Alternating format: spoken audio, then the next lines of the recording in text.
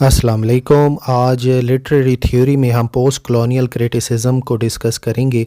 Post colonial criticism examine करता है ऐसे लिटरेचर को, उसकी हिस्ट्री और कल्चर को जो कि कॉलोनाइज्ड नेशन के बारे में होता है, और इन्वेस्टिगेट करता है कि कैसे लिटरेचर रिफ़्लेक्ट करता है, रेजिस्ट करता है आइडियोलॉजीज़ कॉलोनाइज़र्स की। हम इसमें जो थ्री मेन पार्ट्स हैं उनको हम डिस्कस करते हैं। पहला है कॉलोनाइजेशन। ये एक प्रोसेस है जिसमें कॉलोनीज़ बनाई जाती हैं और उसका इफ़ेक्ट। कॉलोनी क्या है कि एक पावरफुल कंट्री ने एक कमज़ोर कंट्री के ऊपर कब्ज़ा कर लिया है और उसको अपनी कॉलोनी बना लिया है, और उसके पूरे निज़ाम को अब वो पावरफुल कंट्री कंट्रोल कर रहा है। डीकॉलोनाइजेशन क्या है? इसमें कॉलोनीज़ एंड हो जाती हैं और ये पूरा प्रोसेस बताया जाता है। नियो कॉलोनाइजिंग प्रोसेस कौन सा होता है कि ये इफ़ेक्ट क्या हुआ इम्पेरियलिज़म का, कि जब कॉलोनियलिज़म ख़त्म हुई है तो उसके बाद कौन कौन से असर अभी भी मौजूद हैं उस इलाके में। तो मेन थ्योरिस्ट का अगर हम जिक्र करें तो एडवर्ड सैड ने एक बुक लिखी ओरिएंटलिज्म 1978 में, और बताया कि वेस्ट किस तरीके से गलत और स्टीरियोटाइप पिक्चर बना रहा है ईस्ट का। वेस्ट जो है वो बहुत बायस है, रियलिटी गलत तरीके से दिखाई जा रही है, गलत इमेजेस बनाई जा रही हैं लोगों के दिमाग में, और गलत कंसेप्ट बनाया जा रहा है। ओरिएंट का मतलब है ईस्ट और ऑक्सीडेंट का मतलब है वेस्ट। गायत्री स्पिवक ने एक वर्क लिखा can the subaltern speak in 1988।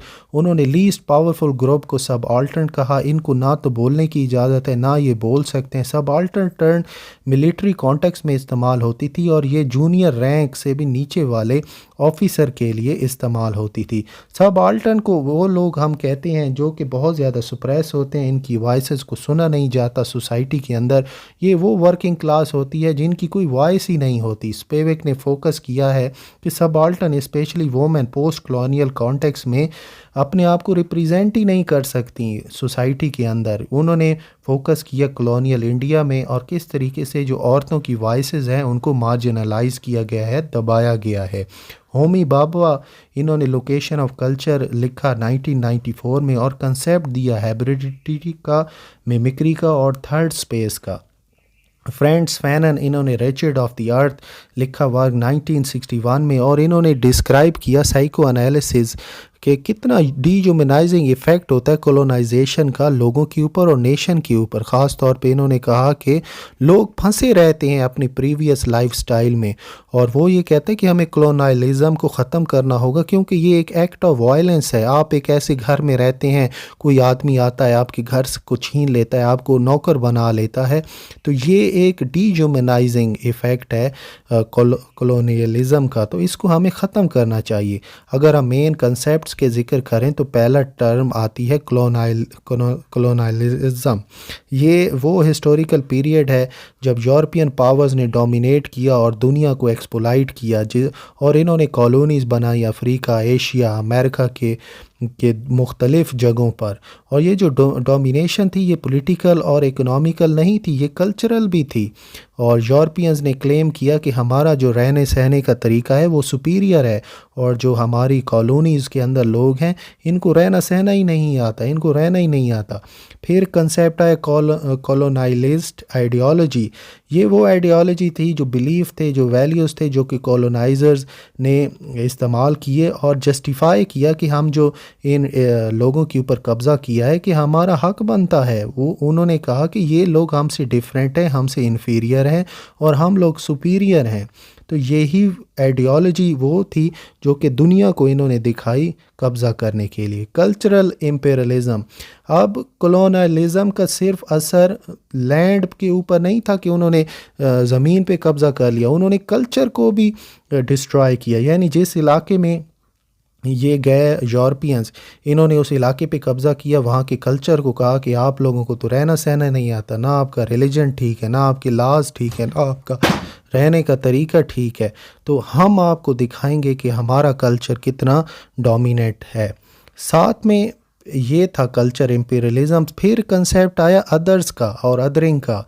ये जो कॉलोनाइज्ड लोग थे ये इनको कहा जाता था कि ये इन्फीरियर हैं और ये यूरोपियन कॉलोनाइजर से डिफरेंट हैं, ये लेस सिविलाइज हैं, लेस इंटेलिजेंट हैं, लेस रेशनल हैं, और इनके लिए ख़ास टर्म इस्तेमाल की गई अदरिंग की। फिर डायस्पोरा, डायस्पोरा आपने याद रखना ये वो लोग थे जिनको अपने घर से निकाल दिया गया और ये दूर कहीं जाके रहना शुरू हो गए, और इनके जो घर की यादें थीं वो फिर भी इनके साथ रहीं दूसरे कल्चर में भी। मिसाल के तौर पे सलमान रुश्दी है, वो इंडिया में पैदा हुआ है, आजकल वो फिर इंग्लैंड में रहना शुरू हो गए, फिर वो अमेरिका में चले गए। तो ये जो ऐसे लोगों को हम डायस्पोरा कहते हैं। फिर यूरोसेंट्रिसिज्म का ये कंसेप्ट था कि जो यूरोप है वो सुपीरियर है, उसका कल्चर दूसरे कल्चर से सुपीरियर है। मिसाल के तौर पे आज के दौर में भी एक इंसान अगर इंग्लिश बोल रहा है तो उसे समझा जाता है कि ये एजुकेटेड है, और दूसरा इंसान एक हिंदी बोल रहा है, उर्दू बोल रहा है, कोई दूसरी, तो लोग उसको इतनी इम्पोर्टेंस नहीं देते। तो ये यूरोसेंट्रिसिज्म ये है कि जो यूरोप के अंदर जितनी भी चीज़ें हैं, ज़बान है, कल्चर है, वो दूसरे कल्चर से सुपीरियर हैं। नेक्स्ट, अगर हम अभी तक हमने जितने भी कंसेप्ट देखे हैं तो इसमें आपने ये बात नोट की होगी कि यूरोप ऐसा अपने आप को दिखाता है कि हम सुपीरियर हैं, और जो कॉलोनीज़ हैं वो बिल्कुल ही इन्फीरियर हैं और हमेशा इन्फीरियर हमसे रहेंगी। कल्चरल हेजीमोनी, इसका मतलब है कि आप दूसरे के ऊपर रूल करें उसकी रजामंदी से, कि आपने ये बात मान ली है कि यूरोप में जो ज़बान बोली जाती है, लिटरेचर लिखा जाता है, कल्चरल नॉर्म्स हैं, वो स्टैंडर्ड हैं। और थर्ड स्पेस, ये एक आइडिया है कि ये वो कल्चरल एरिया है जहाँ पर कॉलोनाइज्ड नेशन का और कॉलोनाइजर्स का कल्चर आपस में आके मिलता है। मिसाल के तौर पे इंडिया के अंदर आप एक फ़िल्म देखते हैं, वहाँ पर इंडियन डांसेस भी हैं और वेस्टर्न ड्रेसेस भी हैं, तो दोनों कल्चर्स की प्रॉपर्टीज़ वहाँ पे आके मिल गई। एपिस्टेमिक वायलेंस, इसका मतलब है रूल बाय नॉलेज। ये कंसेप्ट दिया था गैथरी स्पिवक ने। ये बात कहती थी कि जो कॉलोनाइज्ड लोगों का लिटरेचर है, लैंग्वेज है, ये इन्फीरियर है, और यूरोप का आर्ट, कल्चर और लिटरेचर सुपीरियर है। तो एपिस्टेमिक वायलेंस का मतलब होता है rule by knowledge. Historical narrative, Eurocentric historical account ये बात कहते हैं कि जो हिस्ट्री है ना कॉलोनाइज पीपल की, वो बिल्कुल इन्फीरियर है, और पोस्ट कॉलोनियल राइटर्स जो हैं बाद में जब ये कंसेप्ट ख़त्म हुआ कॉलोनाइजेशन का, तो बाद में पोस्ट कॉलोनियल राइटर्स ने रिक्लेम की अपनी पास्ट ट्रेडिशन और हिस्ट्री अपनी राइटिंग्स के ज़रिए। मिमिक्री का कंसेप्ट भी post colonial theorist Homi Bhabha ने दिया, और ये बात कहते थे कि ये जो कॉलोनाइज पीपल हैं ये इमिटेट करते हैं कॉलोनाइज़र्स को। मिसाल के तौर पे जो लोग थे पहले वो शलवार कमीज़ पहनते थे, कॉलोनाइज़र्स को देखा इन्होंने भाई पैंट शर्ट पहनी, अब लोगों ने भी मिमिक्री करना शुरू कर दी, उन्हीं को कॉपी करना शुरू कर दिया। तो मिमिक्री का यही मतलब है जब जो कॉलोनाइज्ड पीपल होते हैं वो अपने कॉलोनाइज़र्स के बिहेवियर, ड्रेसेस को कॉपी करते हैं। डबल कॉन्शियसनेस, ये कंसेप्ट रेफ़र करता है उस चीज़ की तरफ जिसमें लोग जो हैं मार्जिनाइज्ड लोग, उनकी डबल कॉन्शियस होती है।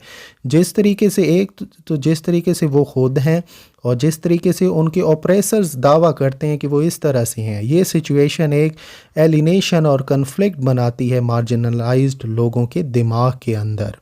अनहोमलीनेस, ये जो टर्म है इसे हम ये कह सकते हैं कि एक कल्चरली डिस्प्लेस और not being at home in the world, इसको रेफ़र करती है।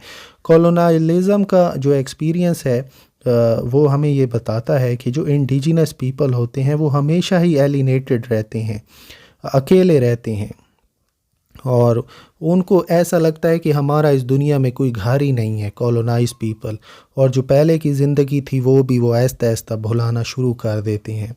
हैब्रिडिटी, ये पोस्ट कॉलोनियल क्रिटिक्स ये टर्म इस्तेमाल करते हैं कि जिसमें ब्लेंड हो जाता है कॉलोनाइजर्स का कल्चर और कॉलोनाइज्ड कल्चर के साथ। हैब्रिडिटी को पॉजिटिव भी होती है, नेगेटिव भी होती है, और इससे एक रिच न्यू कल्चर जो है वो सामने आता है। नेशनलिज्म, ये टर्म रेफ़र करती है कॉलोनाइज्ड लोगों की तरफ कि वो ये चाहते हैं कि हम उस लाइफ में वापस चले जाएं जब ये हमारे ऊपर कॉलोनाइजर्स नहीं आए थे। उस टाइम हम प्योर कल्चर था हमारा, उस टाइम कोई मिक्सचर नहीं था, उस टाइम हम उनके अंदर ये एहसास रहता है या उनकी ख्वाहिश रहती है कि हम वापस चले जाएं उसी कल्चर के अंदर।